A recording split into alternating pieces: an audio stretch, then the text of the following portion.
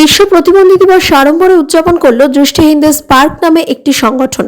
বিশ্ব প্রতিবন্ধী দিবস উদযাপন অনুষ্ঠানটি অনুষ্ঠিত হয় পুরাতন মালদা ব্লকের নারায়ণপুরের কাঠাবাড়ি এলাকায়। এই দিনের অনুষ্ঠানে উপস্থিত ছিলেন মালদা জেলা পরিষদের সভাধিপতি লিপিকা বর্মন ঘোষ, পুরাতন মালদা পৌরসভার চেয়ারম্যান কার্তিক ঘোষ সহ জেলা জনশিক্ষা প্রসার ও সমাজ কল্যাণ বিভাগের বিভিন্ন আধিকারিকগণ।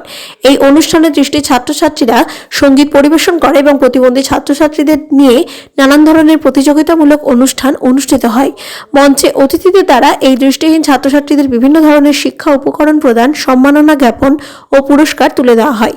পাশাপাশি এই দিন, এই বিশ্ব প্রতিবন্ধী দিবস দিনে স্পার্ক নামক সংস্থার একটি নিজস্ব জায়গায় বিশেষ চাহিদা সম্পন্ন ছেলেমেয়েদের জন্য বিভিন্ন ধরনের বিনোদনমূলক খেলাধুলার জন্য একটি জায়গা ক্রয় করা হয়েছে এবং সেই জায়গার উপরে একটি একাডেমি তৈরি করা হবে। সেই একাডেমির আজ আনুষ্ঠানিকভাবে ফিতে কেটে উদ্বোধন করেন জেলা পরিষদের সভাধিপতি লিপিকা বর্মন ঘোষ সহ অন্যান্য অতিথিবৃন্দ।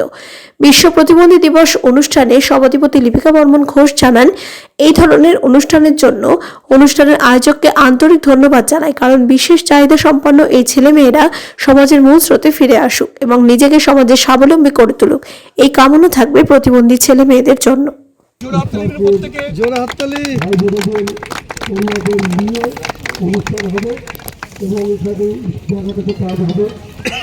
যারা বিশ্বাস করে না তুমি আছো, তাদের মার্জনা করো প্রভু, মঙ্গল দিয়ে। সামিরুল ইসলাম তুলে দিচ্ছেন আমাদের পৌরপিতা মাননীয় শিক্ষার্থী মহাশয়।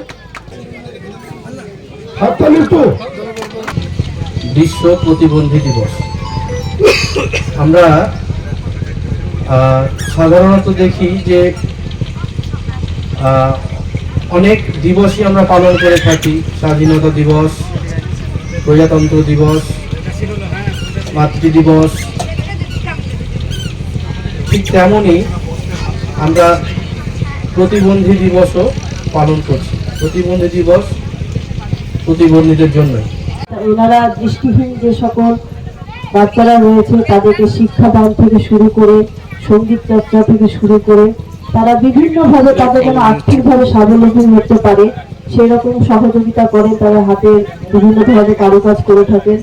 তেনারা আমার জেলা পরিষদের আমার চেম্বারেও তারা গিয়েছেন এবং আমাকে বিভিন্ন ধরনের তারা হাতের যে কাজগুলো রয়েছে তারা দেখিয়েছেন। তাদের হাতের কাজ দেখে আমি খুব খুশি যে তারা এত সুন্দর জিনিস তৈরি করতে পারে এবং তাদের প্রতিভাকে তুলে ধরেছেন। আজকে যে দাবা খেলা রয়েছে তাতেও তারা যে খুব সুন্দরভাবে অংশগ্রহণ করেছে, তারা এইভাবে খেলাধুলায় অংশগ্রহণ করে এবং এগিয়ে যাক। এবং যে অধ্যাপক মহাশয় বললেন যে আমরা সকলেই এক ধরনের কিন্তু প্রতিবন্ধী, কারণ আমাদের সমাজে বিভিন্ন ধরনের যে সকল খারাপ কুকাজগুলো হয়ে থাকে তখন কিন্তু আমরা দৃষ্টিশক্তি থাকা সত্ত্বেও কিন্তু আমরা দেখতে পাই না, কানে শোনা সত্ত্বেও কানে শুনতে পাই না এবং মুখে বলা সত্ত্বেও আমরা মুখে অধীর হয়ে থাকি যে আমরা কোনো কথা বলি না।